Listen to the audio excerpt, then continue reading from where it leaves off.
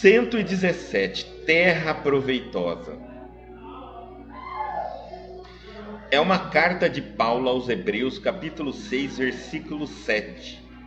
Porque a terra que embebe a chuva, que cai muitas vezes sobre ela, e produz erva proveitosa para aqueles por quem é lavrada, recebe a bênção de Deus. Ele está afirmando que uma terra, que recebe a chuva e que brota erva proveitosa para aqueles que trabalham nela, recebe as bênçãos de Deus.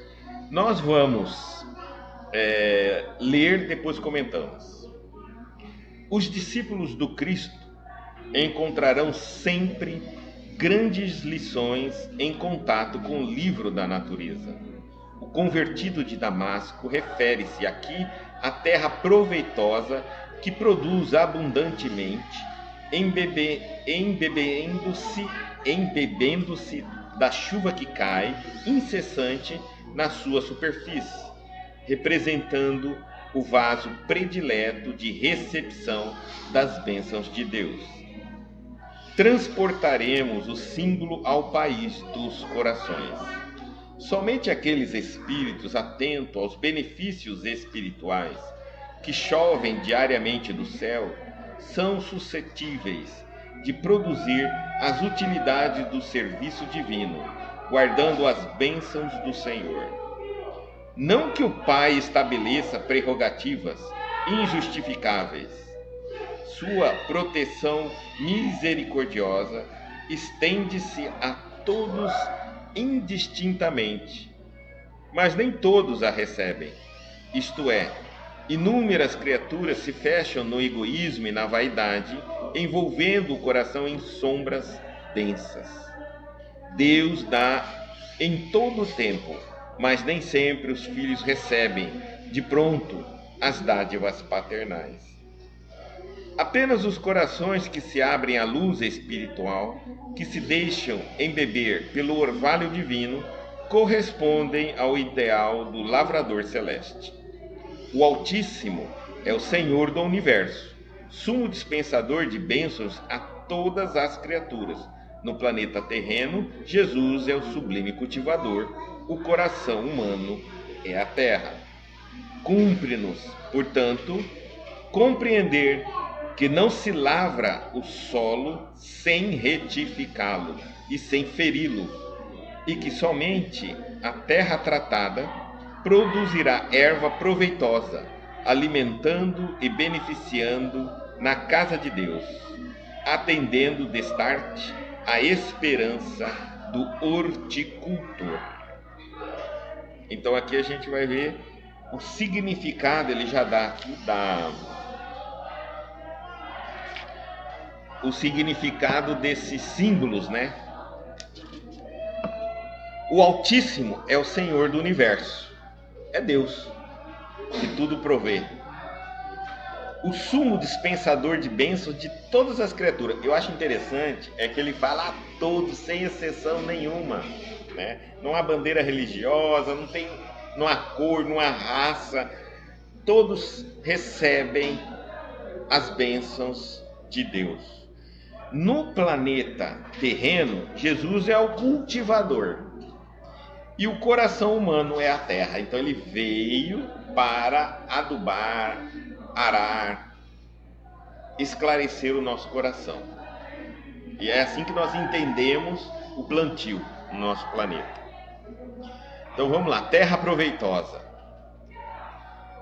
E aí nós vamos entender agora as palavras de Paulo aos Hebreus, Porque a terra que embebe a chuva, o nosso coração, que cai muitas vezes sobre ela, a chuva é as bênçãos de Deus, e produz erva proveitosa para aqueles por quem é lavrada. Ou seja, se a pessoa aproveita essa terra e a chuva e trabalha na terra, você trabalha no seu coração, renova o seu coração, ensina o seu coração, domestica o seu coração, ele recebe a bênção de Deus.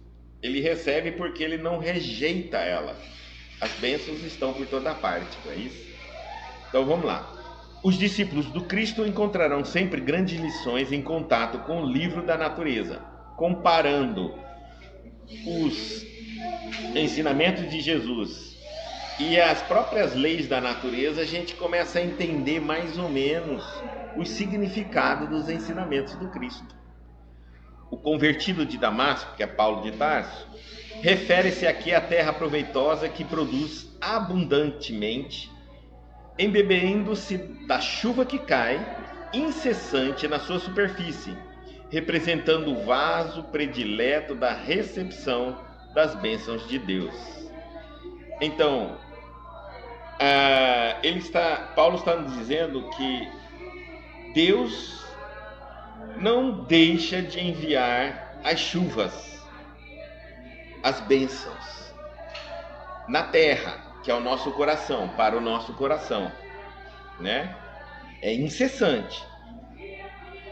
E esse coração nosso é o vaso predileto de recepção das bênçãos de Deus. Porque o coração e não o cérebro, tecnicamente, né? Se é através do cérebro que a gente pensa, entende, porque o coração é mais importante. Porque para nós o coração tem um sentido de sentimento. E o coração e o cérebro, raciocínio. De nada um ser humano muito inteligente, mas frio de coração. Ele seria o construtor da bomba atômica, seria aquele que queria dominar todo mundo, escravizar todo mundo. Ele é o louco, nós chamamos de loucura. É muita inteligência, pouco sentimento. É a loucura, tá?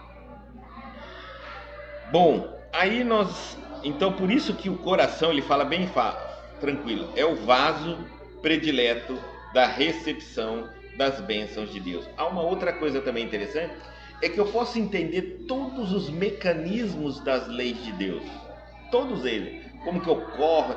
Eu posso até ter o dom da vidência e visualizar essas cores, as luzes, a energia, como ela faz, se ela roda, se ela vai reto, se ela estagna em determinados locais.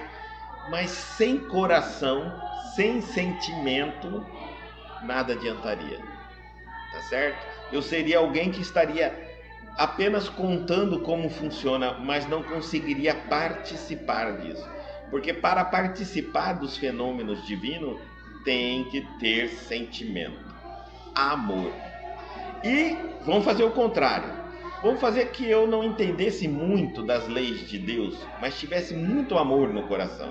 Eu faria parte eu seria um desses labradores convidados pelo Cristo. Porque para explicar o que eu não sei é muito fácil, mas para alguém aprender a amar é muito difícil, certo? O sentimento, ele vem de dentro. O conhecimento pode vir de fora. Alguém pode me ensinar o que eu não sei, mas ninguém me ensina a amar. É da minha natureza, da nossa natureza. Quando a gente vem com aquela predisposição em sentir mais amor, independentemente daquilo que a gente entende ou não, a fé está aí. Muitas vezes eu não sei como que funciona, mas eu amo a Deus, eu tenho certeza. Então o sentimento, ele é mais louvável que o conhecimento. O conhecimento ajuda-nos bastante a amar, mas ele não nos ensina a amar. Amar, a gente aprende praticando, se dando. Eu preciso de humildade para aprender a amar. Para aprender a ter conhecimento, eu não preciso de humildade. Eu preciso só me esforçar, raciocinar, refletir e meditar. Muitas vezes eu sou um orgulhoso que sei tudo, mas não consigo aquecer o meu coração com o próprio conhecimento que eu tenho. Porque ninguém transfere amor. A gente só transfere conhecimento. Então, por isso que o coração é esse vaso predileto da recepção das bênçãos de Deus. Aí ele continua: transportemos o símbolo ao país dos corações. Agora ele vai falar desse símbolo da natureza, das leis de Deus, apontando para dentro do nosso coração. Somente aqueles espíritos atentos aos benefícios espirituais que chovem diariamente do céu são suscetíveis de produzir as utilidades do serviço divino, guardando as bênçãos do Senhor. Então, se eu não estiver atento, desperto, vigilante, por isso que vigiai e orai, eu não percebo as dádivas que jorram constantemente do alto, que vem as bênçãos de Deus. Ela está por toda parte, a todo momento, em todo o planeta, em todo. Se houvesse um local maldoso, vamos supor que houvesse uma casa, uma fazenda, onde o mal, bandido, só pessoas do mal ali estivessem, também estaria sendo banhado pelo amor de Deus. Nada fica, nenhum lugar fica sem a sublime misericórdia de Deus. O grande problema é que o ser humano não absorve isso, não está atento, não capta, não observa. Então, essa energia de amor, essa misericórdia, essa bênção, ela não violenta o ser humano. Nós, muitas vezes, não percebemos o efeito dela na nossa vida. Nós estamos tão focados no nosso dia a dia, preocupados com as nossas coisas, mas está jorrando constantemente. E aí nós observamos a chuva quando cai, porque às vezes nos dificulta locomover. Mas às vezes nós estamos num ambiente tão fechado que a chuva cai lá fora, a gente nem percebe que choveu, né? Às vezes está em casa mesmo, a gente não percebe que choveu. Não estamos atentos a isso, mas a chuva caiu, certo? Então ele está falando assim, que para que a gente possa produzir com utilidade em serviço divino, eu tenho que estar atento o tempo todo. Eu tenho que entender que as bênçãos, a misericórdia de Deus está a todo momento jorrando. Isso é importante porque eu entender que as bênçãos de Deus está em todo lugar, está a todo momento e é para todo mundo, eu não crio aquela ilusão de que eu sou o emissário de Deus. Eu tenho que ir num determinado local para salvar alguém, resolver o problema de alguém, ajudar alguém. Porque se eu acredito que as bênçãos, a misericórdia está aqui comigo, tanto quanto com a pessoa que está com o problema, então eu não preciso me intitular como interventor de Deus na terra. Isso garante a minha humildade, a minha simplicidade. Eu posso ir a algum lugar para ajudar uma pessoa quando realmente o meu trabalho precisa, por exemplo, esclarecimento. E aí então, sem eu ir lá para conversar com a pessoa e esclarecê-la, ou ela vir até mim esclarecer, não é possível. Mas se eu quiser, eu posso fazer uma oração à distância, eu posso dar um passe à distância e aquela pessoa alcançará as bênçãos e a misericórdia de Deus. Não porque eu estou direcionando, porque neste momento que eu vou fazer isso, avisando ela que estarei fazendo isso, eu estou pedindo a ela que ela se recolha e passe a observar a chuva de misericórdia que está caindo em torno dela. Quando ela faz isso, quando ela sai do problema dela, deixa o problema dela de sofrimento, de dificuldade, a vitimização dela, e passa então a observar a misericórdia de Deus em torno dela, ela absorve a misericórdia. Então não fui eu, não é a minha prece mais poderosa do que a prece de ninguém. Simplesmente foi que eu pedi a ela para parar um pouquinho de refletir, de se ocupar com os problemas e as dificuldades da Terra, do planeta, da vida dela, no mundo material, e focar a misericórdia, o socorro e as bênçãos de Deus que está para todo mundo. Quando ela faz isso, ela sai de uma sintonia e entra numa outra sintonia e está em paz. É importante eu entender isso, porque senão eu começo a achar que eu tenho dons especiais. E aí então muitas pessoas pensam que podem andar na rua, né, e ofertar oração aos outros, né? Nós tivemos aqui pessoas que vinham com um caderninho cheio de nomes anotados de pessoas que ela, a hora que ela ia para o centro espírita, falava: você vai estar indo para o centro espírita, ora por mim, dava o nome dela, ora por mim, e ela ia anotando. E aí ela chegava aqui com o caderninho e a gente sempre explicava isso, que nós precisamos parar de deixar as pessoas sem desenvolver, sem caminhar, parar de ser a muleta das pessoas. Ninguém precisa de nenhum ser humano para entrar em contato com Deus. Deus está no coração de todos nós, sem exceção. Eu posso necessitar de algumas instruções para fazer esse contato. Eu posso sentir assim: eu sozinho não estou conseguindo. Você me ensina, me dá uma dica, me ajuda na oração? Sim, é possível. Mas a sua conexão com Deus é intransferível. Eu não faço por você, é você que faz. Mesmo quando eu oro com todo fervor por você, se você não entrar em conexão com Deus, eu entro. Aí eu continuo sendo o maior beneficiado, porque só se beneficia quem se conecta. Então de nada adianta eu orar por Deus, orar a Deus por você, se você não se recolhe para pelo menos receber naquele momento a minha oração, se você não reflete sobre a sua vida, a sua relação com Deus, enfim, eu vou morrer de orar aqui. Vai ser bom para mim, porque todas as vezes que eu estou fazendo isso, eu estou entrando em contato com Deus. Mas para você, não vai adiantar muita coisa. Tá certo? Alguém pode me perguntar assim: então, não adianta nada eu orar por uma determinada pessoa? Olha, eu digo assim: sem que a pessoa saiba, sem dar a ela o direito de participar, você está fazendo uma oração por sua conta para a pessoa, olha, eu diria que funciona 0,1%. Eu não vou dizer que nada funciona, porque quem sou eu para dizer se as coisas ocorrem ou não? Mas é muito pouco. É muito pouco.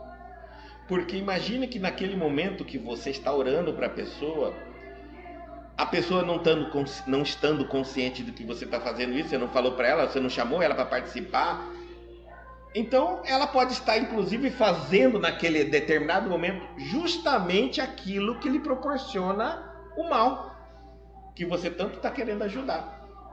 Vamos dizer assim, vamos colocar um vício, bebida. Você está orando para que a pessoa diminua a bebida. Nesse momento ela está lá no bar bebendo. Como que pode isso auxiliar? Até remédio, quando a gente toma, o médico fala: você vai tomar esse remédio, por exemplo, para dor de cabeça, mas fica quietinho um tempo. Você vai tomar o calmante, mas não vai sair para balada. Fica em casa, aguardando vir o efeito do medicamento. Então, até remédio, quando a gente toma, a gente tem um momento ali de aguardo do efeito do medicamento. Tá certo? Senão eu corto o efeito. É mais ou menos isso. Não é assim, mas é o que eu estou tentando explicar. Porque senão eu acabo sendo aquelas pessoas que acreditam que eu possa ser o salvador dos outros. Essa ideia de salvador e de vítima é um jogo psicológico. Existe isso na psicologia, depois vocês procuram jogo psicológico. É comum todos nós, ou nós estamos fazendo o papel de salvador, ou nós estamos fazendo o papel de vítima. Tanto um quanto o outro é prejudicial, porque os dois se revoltam em determinado momento. Nesse sentido, eu posso fazer uma oração para alguém e achar que eu estou ajudando essa pessoa, e isso me faz bem. Bom, te faz bem, mas não faz bem a quem você está ajudando, porque se você quer mesmo ajudá-la, converse com ela, ela está a caminho com você. Antes de ofertar, né, de levar uma oferta ao altar e de reconciliar com o vosso inimigo, depois voltar a ofertar a vossa oferenda. Então, a caminho é quando nós estamos na mesma reencarnação, vivos, corpos físicos. Depois que alguém morre, já não estamos mais a caminho. Você já fez sua caminhada, aquele que morreu, e eu estou no caminho. A caminho é quando eu e você estamos na mesma condição, reencarnado ou desencarnado. Então vamos lá. Eu estou a caminho com uma pessoa que quer ajudá-la. Qual é a forma de ajudá-la? Indo até ela e conversando com ela, dando exemplo a ela, auxiliando a ela, né? Indo até ela e conversando se ela permitir, mas se ela não permitir, continua dando exemplo porque ela está te observando, tá certo? Enfim, é dessas maneiras que a gente pede. Não adianta a gente ficar no escondido fazendo alguma coisa para o bem, porque a melhor maneira de nós ajudarmos alguém é esclarecê-la, que ela precisa de ajuda. Quando eu tenho um filho, um parente que eu amo muito e está doente, está com verme saindo pela boca, adianta eu ficar orando para ele? Ele nem sabe. Gente, só tem uma maneira de explicar a ele que existe verme. Ele pode não querer aceitar. Então, eu fico tentando convencê-lo a tomar vermífugo. É a única forma que nós temos de fazer com que uma pessoa haja em benefício próprio. A minha vontade de salvar a humanidade não vai ajudar. Jesus tem essa vontade até hoje de salvar todos nós. E olha nós aqui. Ninguém foi salvo. Porque ninguém consegue salvar alguém. Impossível isso de ocorrer. Até porque ninguém pega carona nas asas do outro. Não dá. Eu só tenho uma maneira: entender o que me torna uma pessoa fervorosa, uma pessoa que busca o caminho da luz, o progresso, o desenvolvimento, e transferir isso a essa pessoa que eu amo da maneira possível que ela aceita. Se ela não aceitar, não tem jeito. Infelizmente não tem, né? Então, o que acontece? A vida vai me promover situações, experiências, que então eu, ao tentar sair, resolver, passar por cima dessas situações, eu desperto. Ou não. Então, é muito difícil eu colaborar de longe com a bondade de alguém, com a evolução de alguém. Muito difícil. Quando nós oramos, por exemplo, mandamos uma energia para o mundo espiritual que os bons espíritos levam para locais de violência. Ele não é para parar a violência naquele local, porque isso teria que convencer as pessoas que criam, promovem essa violência a parar com a violência. Mas para consolar, acalmar os desesperados, aí sim. Por exemplo, eu estou ali no meio daquele desespero, aí vem aquela energia de calma, eu acalmo. A energia, ela movimenta nossas emoções, mas dificilmente movimenta o nosso entendimento. Então, por exemplo, eu posso orar para uma pessoa acalmar, eu posso dar um passe calmante, um passe tranquilizante, um passe, porque passe é energia. Tudo que eu posso fazer no passe, eu posso orar e mandar à distância. A oração é o passe à distância. Posso.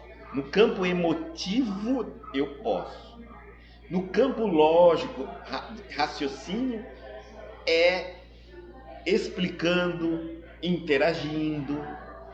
Sem isso, não há como.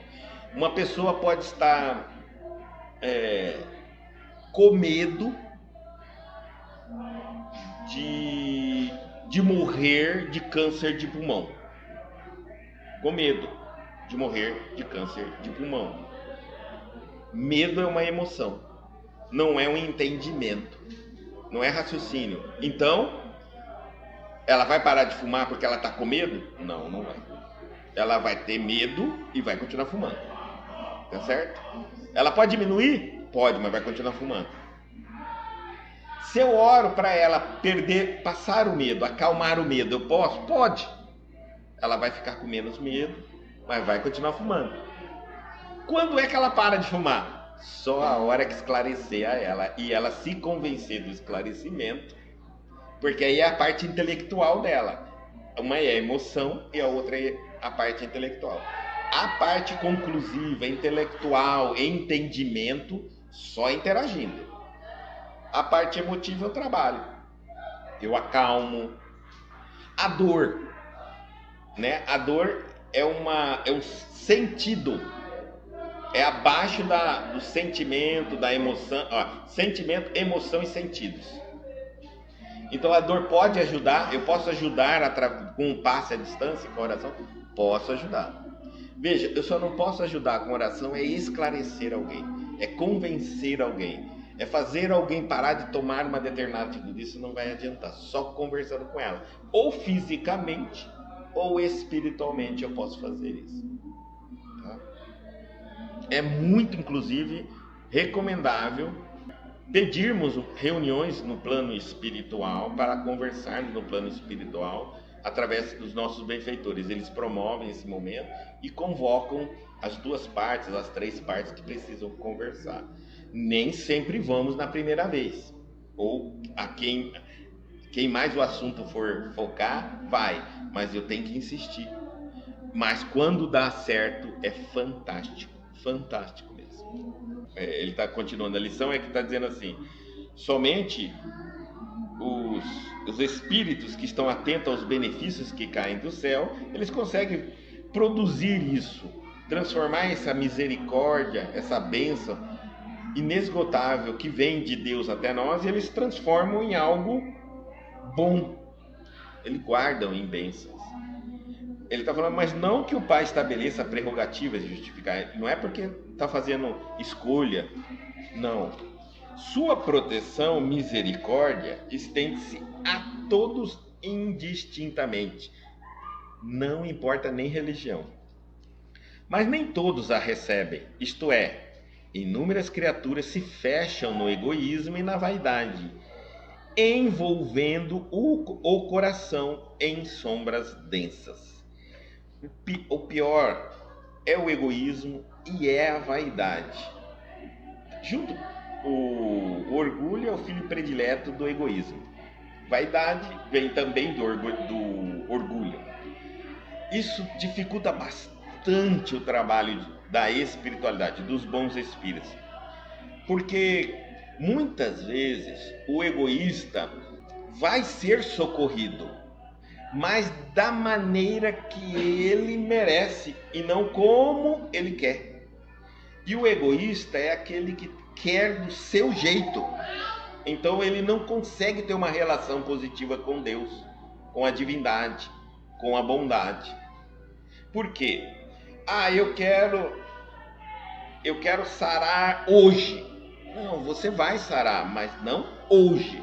Você vai sarar daqui 30 dias. Porque essa doença, esse problema, vai te auxiliar a você crescer, desenvolver, pensar e refletir em outras coisas. Ela não é só um problema, ela também é uma solução.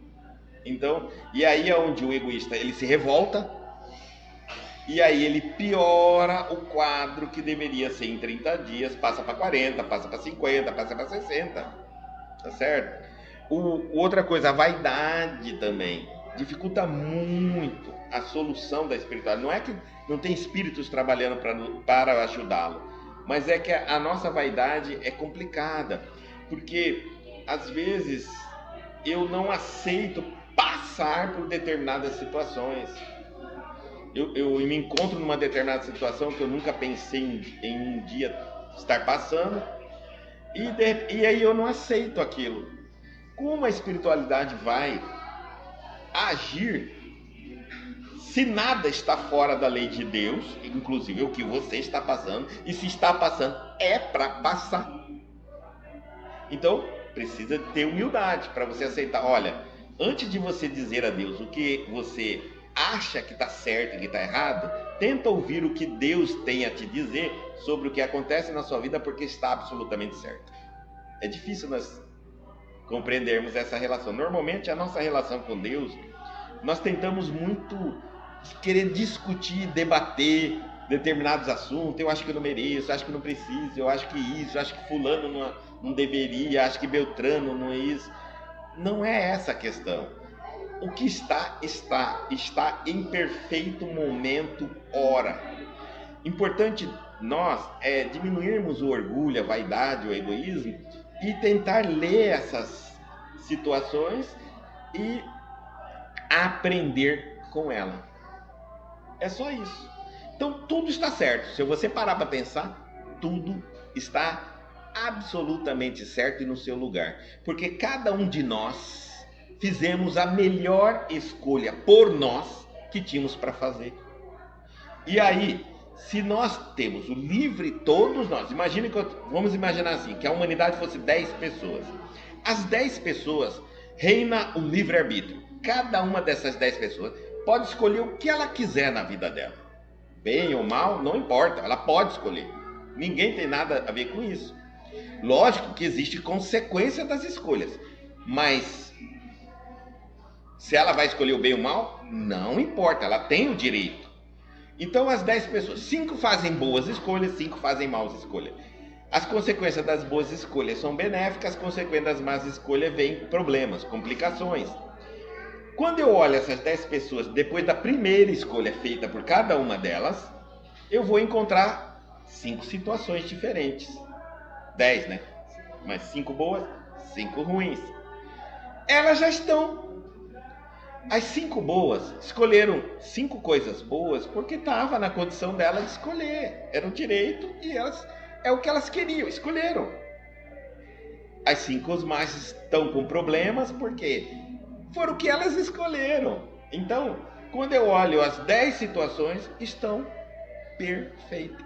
Não há nada fora do lugar. E agora vamos repetir esse processo inúmeras e sucessivamente. Nada, absolutamente nada acontece em nossa vida que nós não tenhamos escolhido. Eu posso não ter escolhido essa situação, mas eu escolhi algo lá atrás, ainda muitas vezes nessa existência ou em outras, que retornaria isso aqui. Essa velocidade de resolver o problema, né, que a gente tem, e tem muitas coisas a gente fala assim, a gente resolve isso rapidamente fazendo tal coisa. Acontece que resolve, funciona, mas está errado. Por quê? Porque eu ensino a criança a não ter confiança no bem e na bondade. Eu ensino a criança que determinadas coisas na vida dela, ela vai ter que ser mal ou agir igualzinho ao mal. Isso depende. Eu não sei quem é aquela criança. Às vezes ela é um psicopatinha, só se contida ali. Eu fui lá e falei para ela: larga de ser bobo, bate também. Eu acabei de dizer para ela que aquela parte que está escondida dela vai ser bem-vinda no futuro. O duro é que ela não vai mais controlar e vai ser alguém perigoso no mundo. Lá na frente eu vou querer puni-la por ela fazer exatamente isso, bater nos outros, matar os outros. Não tem sentido. Veja que a nossa educação é meio paradoxal. Uma hora eu ensino quem não sabe a fazer algo. Depois de grande, o que eu ensinei, eu puno. Tá certo? Então, se nós confiássemos mais em Deus, eu vou tirar até Deus aqui da história. Na bondade, eu daria tempo àquela criança. Quando eu visse que ela apanha de alguém, é porque tem alguém que é mais danadinho, vai lá e bate. O outro é mais calminho, tímido e vai e aceita as pancadas. Calma, vai passar aquele período da escola, não vai ficar para sempre. Aquele que está batendo vai encontrar um outro companheiro igual a ele, entendeu? Não que eu preciso ensinar o bem a virar mal para se tornar igual para combatê-lo, não. E o bem, eu vou dizer daqui por diante, também vai encontrar outros companheiros iguais a ele. Ao formar suas futuras turmas de amigos, os bonzinhos se unem e os maldosos também. Ah, mas o mal vai continuar, um mal vai ensinando o outro na pancada ali, alguns vão saindo, vão migrando para o lado do bem, porque vai encontrar alguém mais mal do que ele, e assim sucessivamente, vai compreendendo, e vai sempre existir o mal, sempre existirá o mal. Mas Eu não vou resolver o mal fazendo maldade com o mal. Eu vou resolver fazendo bondade. Insiste, persevera na bondade. Tem que ser perseverante. Você ensina que ter a paciência. E procure não ficar próximo. Não brinque. Não estreite laços, relacionamento. Não crie amizade, já que ele não é parecido com você. Não tem comportamento semelhante. É ali que eu começo já a mostrar para ele que ele tem que procurar amigos iguais, semelhantes a ele. Porque a vida é assim. Se eu ficar ao lado, eu sou uma pessoa honesta, mas crio um amigo oportunista, ele vai me roubar, ele vai me trapacear. É a lei. Mas eu não vou ter que aprender a roubar e trapacear para ensinar a ele. Não. Continua acreditando na bondade que está no seu coração e, através dessa bondade, você agora vai administrando isso para se livrar dos maus. Mas vamos supor que ele tem um irmão, assim, um irmão muito danado, que bate nele, ele não tem jeito, tá em casa, né? Um irmão batendo no outro. Então, ensine a criança, aos dois, ao irmão, você vai falar assim para ele, um dia você vai encontrar alguém que vai fazer isso que você está fazendo, maldade, batendo. E ao bem, continue bondade. Fortaleça, porque os tapa. Isso aí, né? Tudo passa, meu filho. É infantil. Entenda que seu irmão não é igual a você. E que ele se expressa diferente. E junto consigo. Porque a família é assim. Esse seu irmão representa 1 milhão de pessoas lá fora, no mundo. Se você não aprender a lidar com bondade com ele, você não sabe lidar com 1 milhão de pessoas lá fora. Certo? Porque a família é isso. Cada pessoa da nossa família representa no mínimo 1 milhão de pessoas no mundo lá fora que não são seu familiar. Quando você fala assim, eu tenho dificuldade de lidar com fulano, você está dizendo, eu tenho dificuldade de lidar. Estou chutando. 1 milhão de pessoas que são igualzinha a ela. Por isso, quando você treina, por isso que a família é uma escola, é ali que você treina.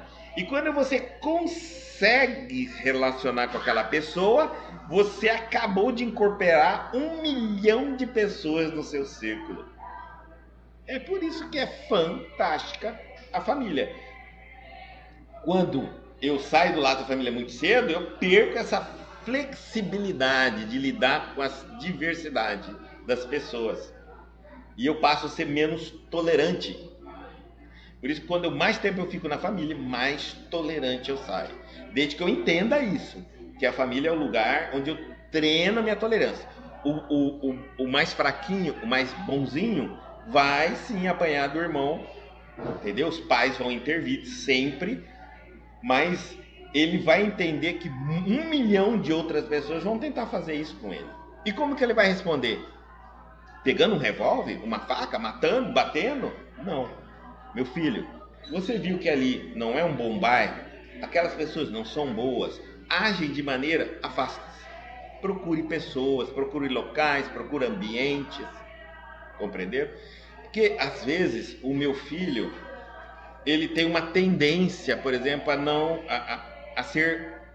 usar droga. Mas ele está resistindo. Quando eu ensino ele que ele tem que se tornar igual para se relacionar com alguém que não é igual a ele, eu estou abrindo esse campo para ele inteiro. Ele fala, mas agora eu aprendi. Hoje eu tenho uma amizade com aquele meu amigo que me bate porque eu passei a bater nele. Então eu vou ter amizade com aquele grupo que usa droga, usando droga também. Não, você não tem que se tornar igual. Você não tem que fazer igual. Você tem que entender que eles não são iguais a você. Afaste-se. Inúmeras situações vão ocorrer isso e você não tem que copiá-los para ser aceito. Nem queira ser aceito. No mundo é assim. É muito interessante assim. Não preocupe-se em ser amado por alguém, em ser amado. Preocupe-se em amar os outros, tolerar os outros. Então, aquele menino é bravinho, bate em você, perdoa, ame, tá certo? Tolera ele, afasta-se. Pronto, só isso. E assim ele vai crescer, vai passar a fase, ele vai lembrar disso e ele não cedeu ao mal para resolver o problema. Todas as vezes que um cristão cede ao mal para resolver um problema, ele perde confiança em Deus, na bondade, no amor, na ética e na moral. O que fortalece a nossa fé? Entendimento, certeza, né? E atitude. O que fortalece e o que enfraquece a nossa fé? Fazer coisas diferentes daquilo que eu sei que é certo, ou seja, fazer coisa errada e resolver meus problemas. Aí eu vou pensar assim, óbvio, Deus é só quando eu estou dentro da igreja, do templo, do centro, de algum lugar. Fora é outra lei. E não transformam. Mas vamos lembrar aqui do que é caridade na visão de Jesus. Jesus, no conceito crístico, digamos assim, de Jesus Cristo, caridade é benevolência, indulgência e perdão das ofensas.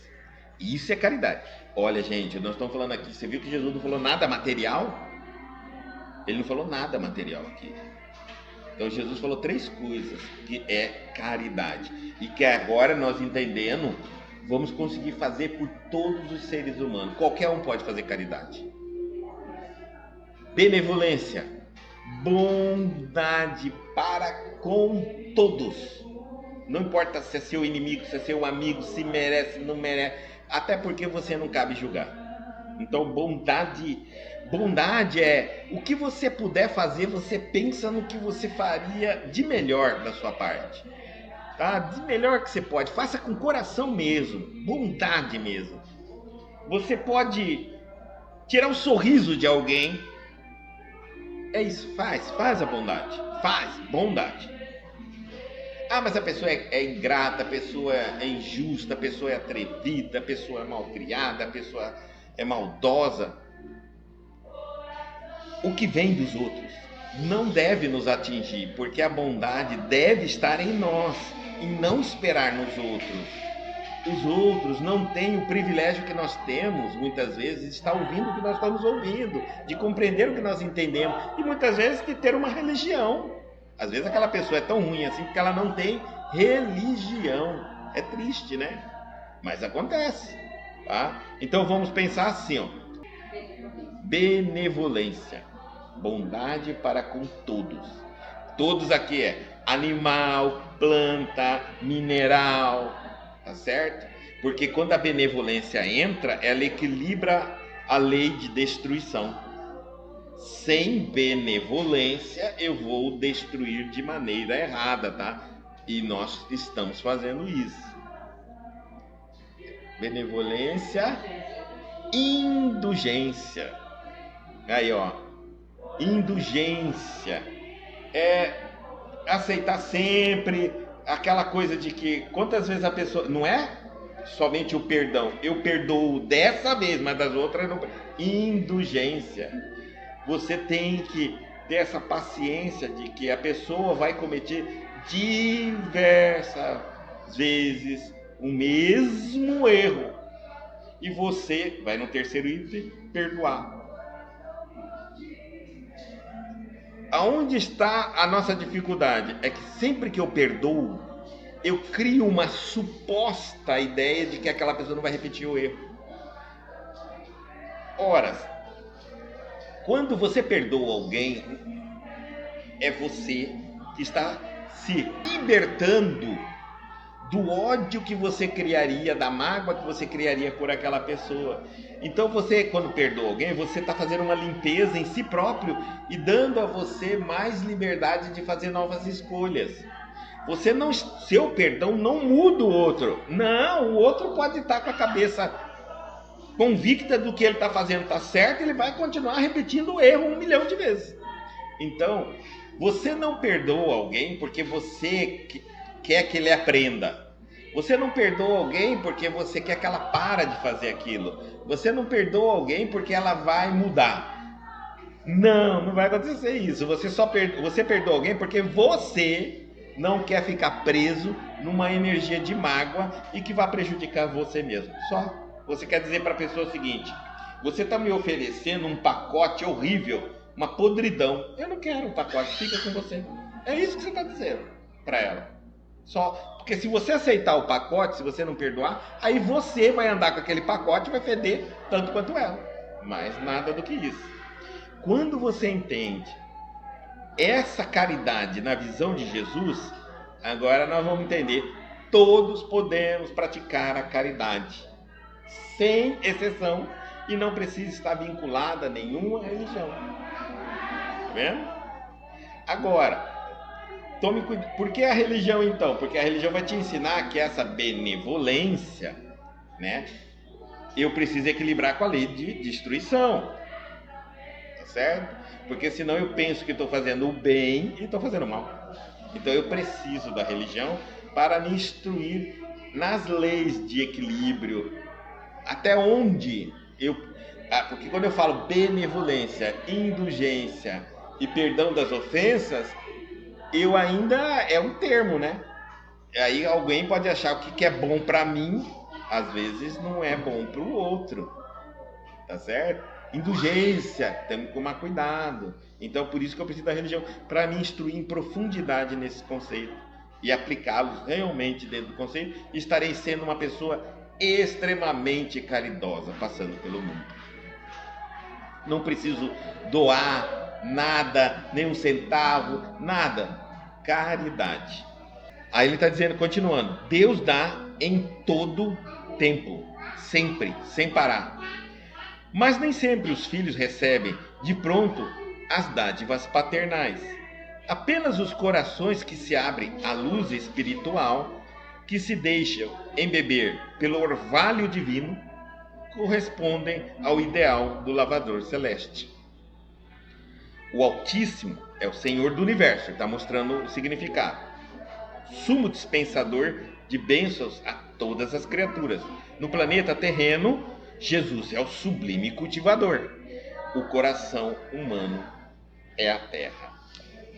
Cumpre-nos, portanto, compreender que não se lavra o solo sem retificá-lo ou sem feri-lo, e que somente a terra tratada produzirá erva proveitosa. Vou parar só um pouquinho aqui só para entender. Olha. Você não pode lavrar o solo sem retificá-lo, sem estudar o solo. O que é lavrar o solo? Você vai pegar o solo, estudar o solo e ver, olha, o meu solo tem muito ácido, está muito ácido. Aí eu jogo um pouco de cal, por exemplo, um componente que vai equilibrar a acidez do solo. Ou então eu vou ter que colocar mais adubo disso, mais adubo daquilo. Ou seja, eu vou retificar o solo, eu vou dar ao solo condições para que ele consiga germinar uma semente e a planta se nutrir daquele solo, porque nem todo solo é rico. Eu tenho que retificá-lo, eu tenho que preparar esse solo. Depois, eu não vou conseguir retificar o solo se eu não ferir o solo, furar, revirar, remover o solo ali tudo. Ele está mostrando para nós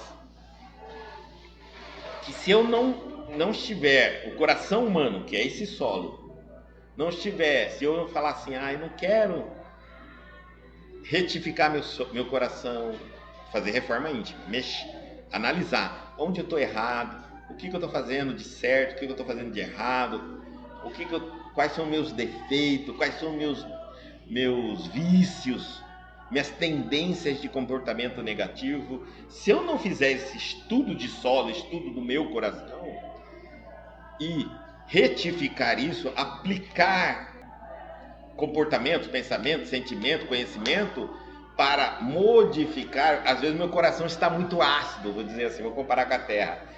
Meu coração está muito ácido, ou seja, ele está agredindo muitas pessoas, né?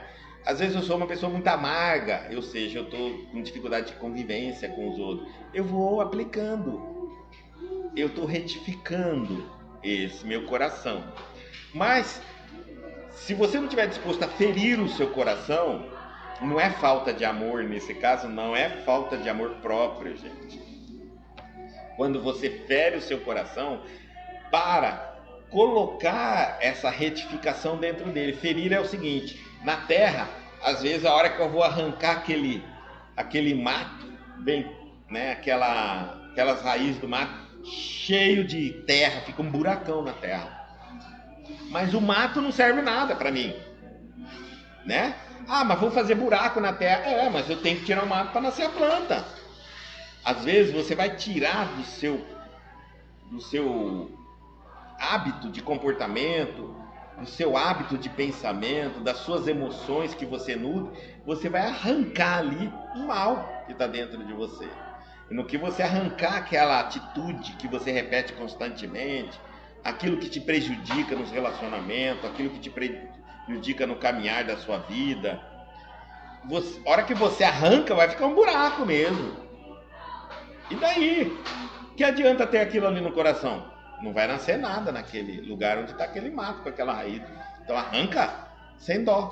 Ele está mostrando isso para nós. Olha, não compreender que não se lavra o solo, que não se modifica um coração sem retificá-lo e sem feri-lo.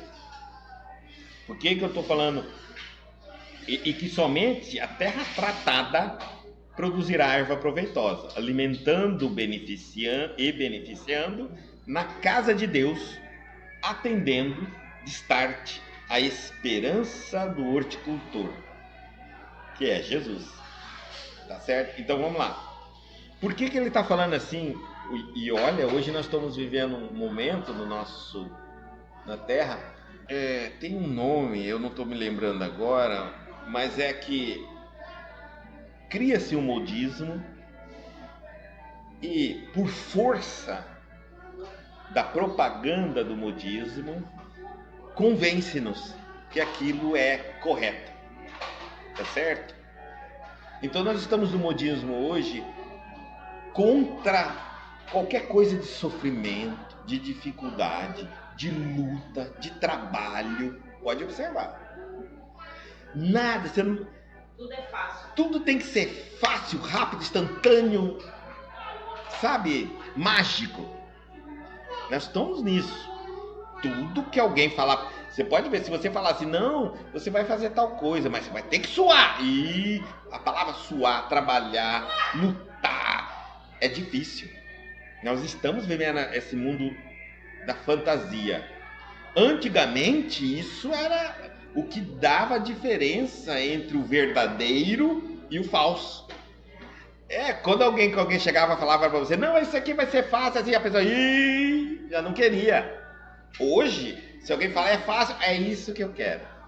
Compreenderam? Então transformou o diagnóstico, o sintoma da facilidade, da ilusão, o sintoma da ilusão, da historinha mal contada, é a facilidade, sempre foi.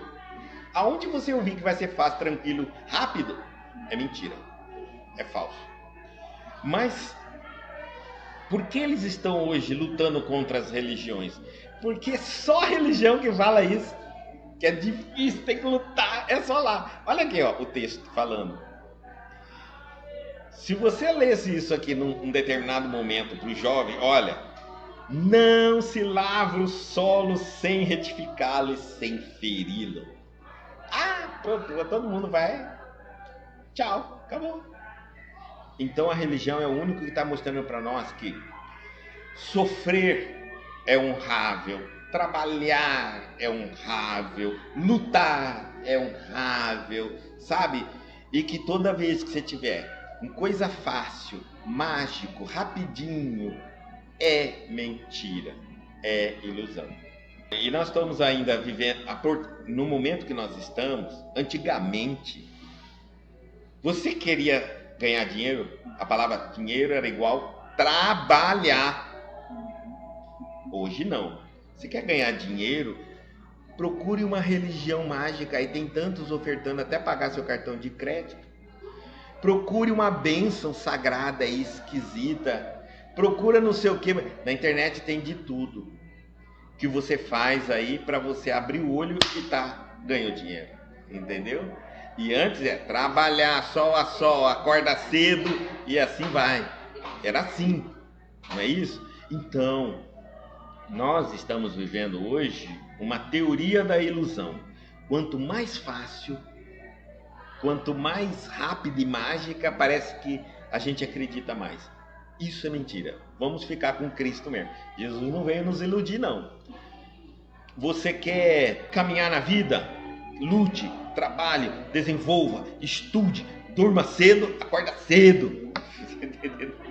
É isso aí mesmo, gente. Eu sei que é duro de ouvir, mas não vai dar para outro caminho, não. Se assim é na vida, é também na vida espiritual, gente. Você não vai pro céu, gente. Esquece essa história de que na hora da morte, você faz tudo que você quer de errar, na hora da morte você arrepende. Já foi pro céu. Olha a fórmula mágica. Onde estiver fórmula mágica, rápida, fácil, e esquece. Seu amigo é aquele que chega para você e fala: fulano, eu tô trabalhando 8 horas por dia, tô lutando para pagar minhas contas. Tenta passar para 12 aí. Tenta passar para 12. Entendeu? Trabalhar não mata ninguém. Tá certo? Não morre, ninguém morre trabalhando. Tá certo? Observe. Eu não tô falando que horas trabalhadas é igual a remuneração, que a gente também sabe que não é, né? Às vezes a gente trabalha muito e ganha pouco. Pensando mais, a gente pode trabalhar menos e ganhar mais. Mas eu estou querendo mostrar aqui é que vamos parar de acreditar na fantasia, na facilidade, nas coisas. E vamos voltar a valorizar o esforço, o trabalho, a luta, o suor, a dedicação, a disciplina. Isso acabou no nosso mundo. Acabou. Basta uma pessoa falar, por exemplo, eu coloquei uma disciplina na minha vida. Pronto. E todo mundo já começa a falar mal daquela pessoa. Mas como? Ninguém vive... Olha, você colocou uma disciplina dessa na sua vida, eu não sei onde você vai chegar, mas para mim, se você conseguir, você é uma pessoa disciplinada, e todo ser disciplinado é honrável. Não importa no que. Eu coloquei uma disciplina na minha vida, eu vou vestir só camisa vermelha. Pra mim não significa nada, né? Você tá só com camisa vermelha. E pra você? Não, porque eu quero, porque pra mim eu acredito que é a camisa vermelha. Olha, se você conseguir até morrer vestir só camisa vermelha, parabéns pra você. Porque eu não conseguiria. Então, se eu vejo alguém fazendo algo que eu não conseguiria fazer, parabéns, porque é disciplina. Essa camisa vermelha vai virar amanhã alguma outra coisa na vida dele. Disciplina, não é disciplina no fundamental de tudo? Persistência. Isso é um dom, gente. Isso é méritos, isso é uma virtude.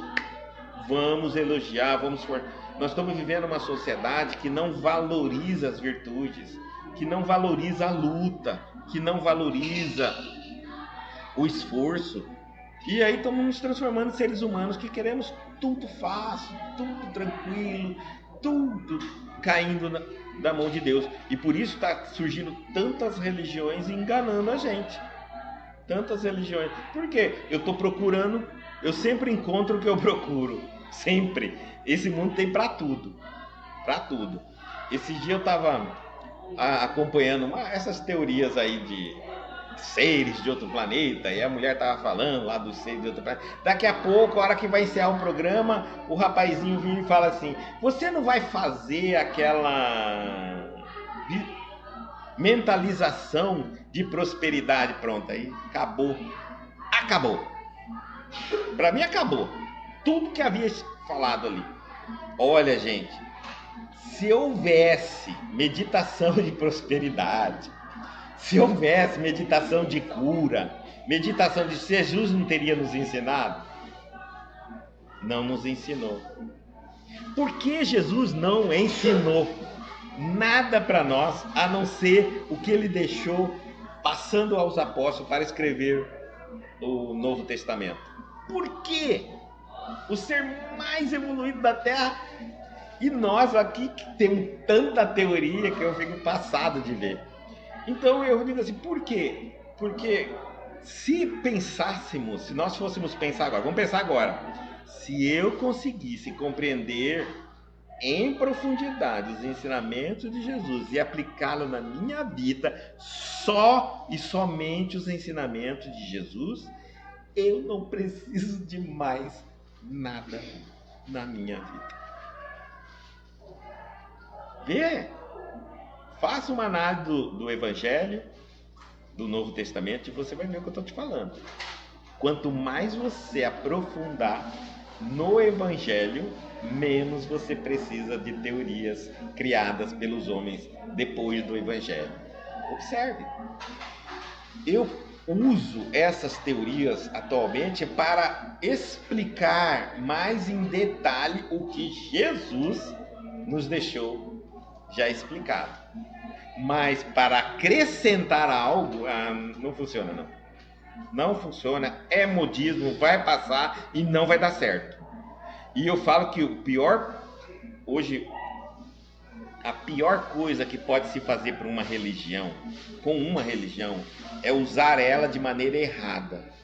Porque leva muitos a descrer da religião, a menosprezar aquela religião, a ridicularizar aquela religião. Estamos vendo médiuns hoje na internet, há um monte agora. Eu vou falar a verdade. Se vocês já encontrarem sendo combatido na internet. Por quê? Porque agora porque Chico morreu, então ele não psicografa mais. Só quem pode hoje de confiança psicografar mais é Divaldo Franco e mais um ou dois. E aí então a parcela da população, olha, todo mundo perde filhos. Todo mundo que perde um parente está susceptível a ser enganado, tá? Coração destroçado ali, querendo buscar resposta. E aí agora está uma onda de médium que psicografa. Bom, vou explicar uma coisa para vocês. Sei que é polêmico que eu vou falar, mas eu quero que vocês pensem bem, reflitam. Eu sou um médium psicógrafo. Vamos lá, vamos pensar assim. Vamos supor que eu não sou. Vamos supor que eu seja um médium psicografado. Não sou, e nem que eu fosse eu não faria assim. Bom, primeiro, cada um tem uma técnica. Uns pedem o nome, os dados da pessoa para depois psicografar. Outros recebem a pessoa num determinado lugar, fazem uma entrevista com a pessoa para depois psicografar. Aí, alguns dizem assim: e agora, como fica? Eu falo, gente, show. Tudo que existe show, tudo que existe visualização, like, né?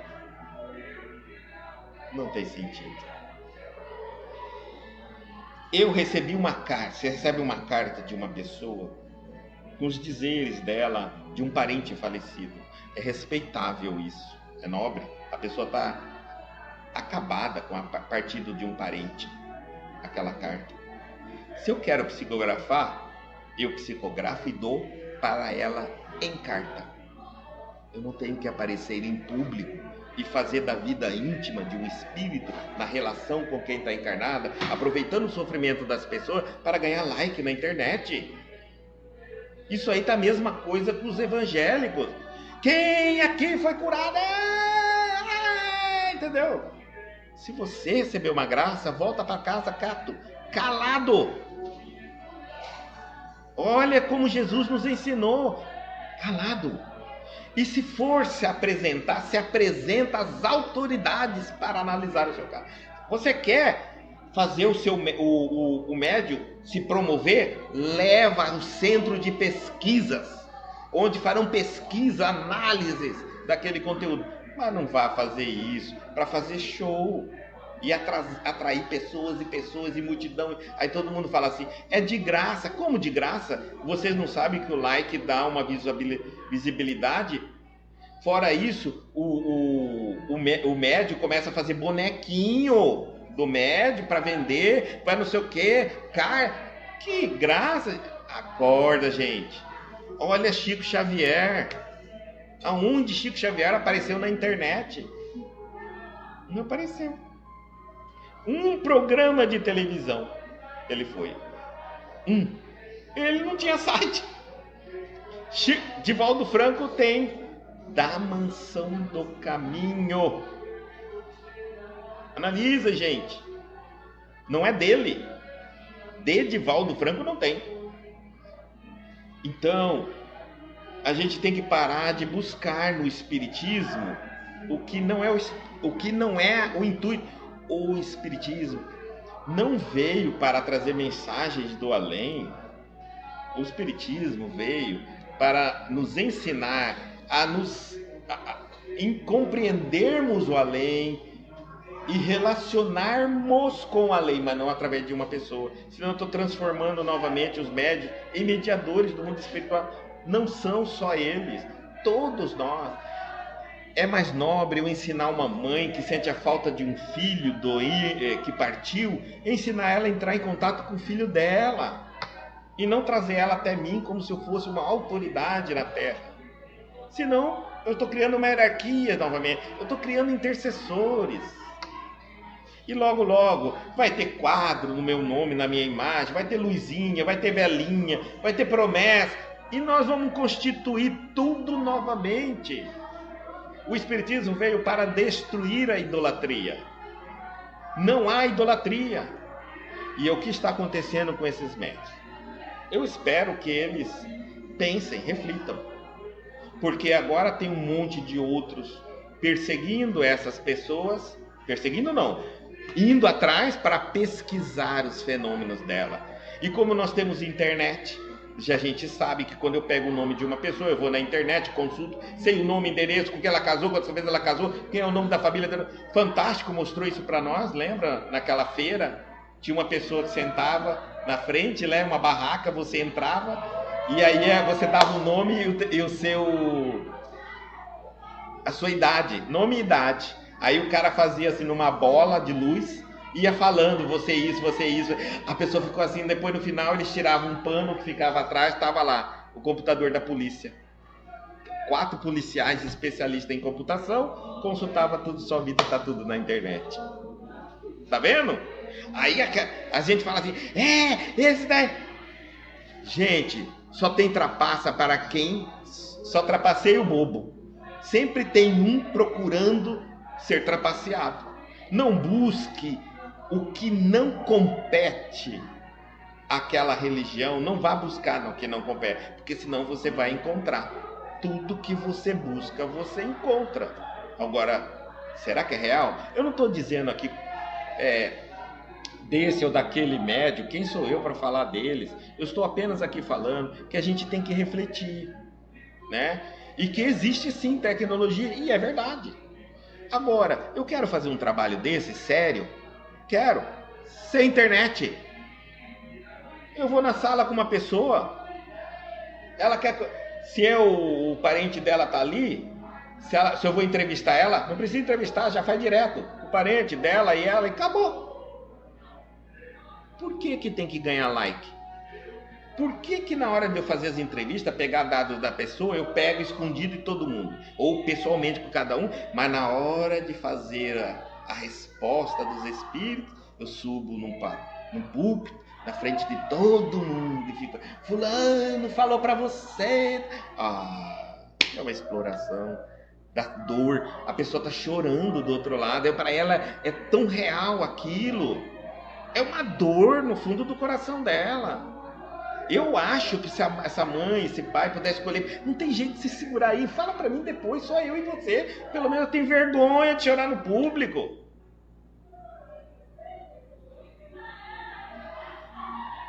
É sagrado.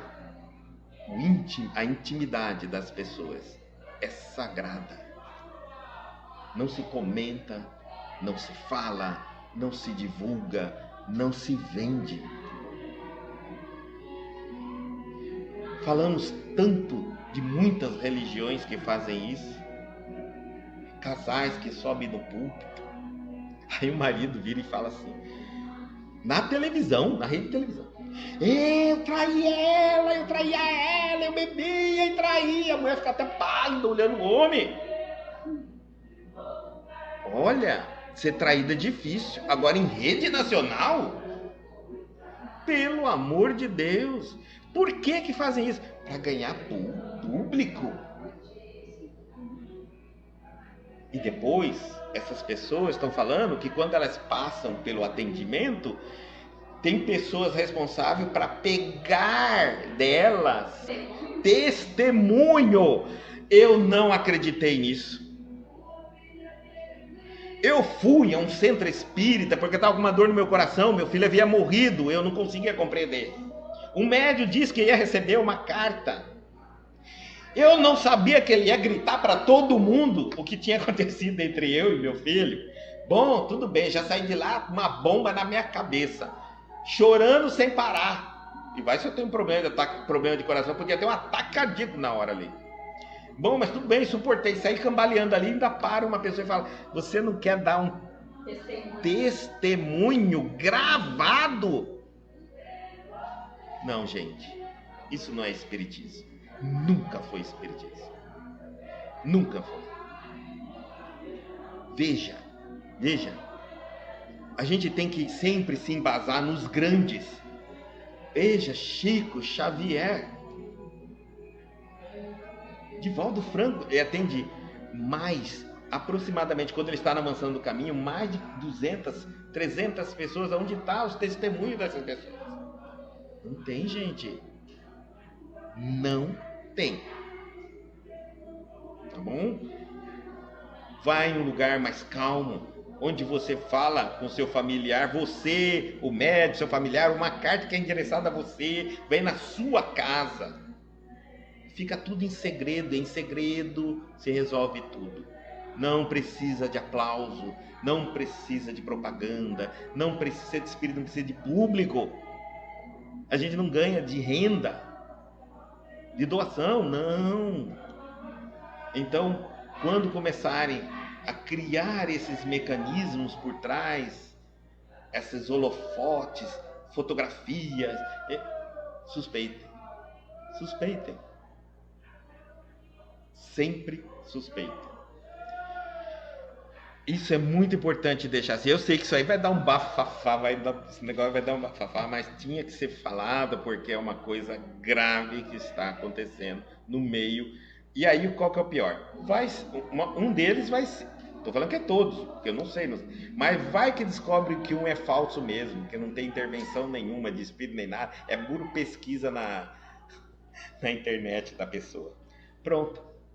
Sabe o que vão falar? Não vão falar que aquele médium, não. Vão falar que o espiritismo é uma porcaria, é fajuto, não vale nada. Porque tem outros professores aí, especialistas, formados, doutorado em psicologia, tá na internet, só querendo pegar depoimento dos espíritas. Jesus Cristo, aí que eu falar, sabe? Infelizmente, eu vou falar o seguinte. Primeiro, provavelmente quem fez isso não era um espírita, o médico, não era médico. Quem foi lá também não sabia nem o que estava fazendo, estava buscando um desses. Se não encontrasse o médico, ia encontrar um pastor, que ia ser o Espírito Santo falando para ele, tá certo? Mas ele estava buscando, ele queria ouvir, quem busca, acha. Mas pegou o espiritismo, pronto, agora vai ser um problema sério para o espiritismo. E nós estamos no meio hoje que você acerta 1000, erra 1, vale pelo 1, não vale pelo 999. É um trabalho muito difícil de se fazer. Eu digo às pessoas que tentaram, faça entre o mais calado possível. O mais calado possível, não vai ter problema. Mas, olhe outra coisa, cuidado, tá? Os espíritos, muitas vezes eu encontro uma pessoa, ela está querendo buscar um contato com o seu parente na espiritualidade. Ela está querendo buscar. O problema é que o espírito é uma outra pessoa e não é ela. E muitas vezes a pessoa chega até você e fala assim: eu queria tanto falar com meu irmão que partiu, minha irmã, uma mãe minha que partiu. Guto, tem condição? A primeira coisa que eu pergunto: você tem condição de ouvir o que essa pessoa tem para te dizer? Porque a gente pensa que alguém morreu, virou santo, né? E não, né? Aí olha só, Olha a situação difícil para o médico. Vem uma mulher e fala assim: eu queria tanto conversar com a minha mãe, ela morreu, tá? Aí vem o espírito da mãe e fala: deixa eu conversar com essa safada, cachorra, sem vergonha. O médium ouvindo aquilo fala: você tem certeza que você quer falar com a sua mãe? Não, eu quero, eu tenho tanta saudade dela, manda ela para aquele lugar. Nunca me visitou, nunca cuidou de mim, safada que roubou meu dinheiro sem vergonha, agora com culpa na consciência vem querer me falar comigo. Você vai falar para uma mulher dessa? Se você falar, ela vai falar que você está mentindo, que é impostor, que a mãe isso, porque a mãe morreu e virou santa. Gente, o espírito é uma continuidade de relacionamento da existência. Então, você quer entrar em contato com alguém? Pense, porque talvez o que ele tenha para te dizer não é o que você gostaria de ouvir. É óbvio que quando você está querendo contato, você que está aqui na Terra com saudade, você está chorando, fala: ô mãezinha, mas você não sabe se a sua mãezinha te acha uma filhinha. Então tomem muito cuidado, porque eu já vi médium ser depois defamado porque falou o que o espírito queria falar, mas não era o que queria ouvir, e falam boar para a pessoa. Então, gente, não é assim. Mais uma vez, não é algo mágico, não é algo fantasioso a vida. O mundo espiritual são espíritos que continuam existindo com as mesmas ideias, mesmos convictos, e que muitas vezes aqueles que partem da Terra, que são do nosso laço familiar, não pensam bem da gente, não nos amam não tanto. Não é porque morreu, virou santo e nos adora, e não vai vir falando muitas vezes flores. Às vezes vem, às vezes não. Então quando eu estou falando de um filho, de uma mãe, pequenininho, fala: mamãe, eu te amo tanto. Mamãe, ele era pequeno, ele morreu com 13 anos, 12 anos. Agora quando eu estou falando de um filho adulto, né, aí já é difícil. Que a mãe, por exemplo, era possessiva, não deixou ele casar, acabou com a vida dele, aí ele morreu. Aí a mãe fala: eu quero a mensagem do meu filhinho. Ai. É complicado para o médium, porque entrar no problema familiar não é fácil. Você não sabe nem de quem te pede, da vida de quem te pede, nem da vida de quem tem, nem do relacionamento que eles têm. E aí você vai falar o quê? Não tem jeito, né, gente? Então eu acho que as pessoas também têm que ter um bom senso de não buscar, de sempre perguntar antes de procurar. Quero só notícia, não precisa falar comigo não, né? Você já viu familiar falar bem de familiar? É difícil, né? Você já viu? Não é fácil não. Irmão falar bem de irmão, já viu? Então, imagina, eu quero a notícia do irmão meu.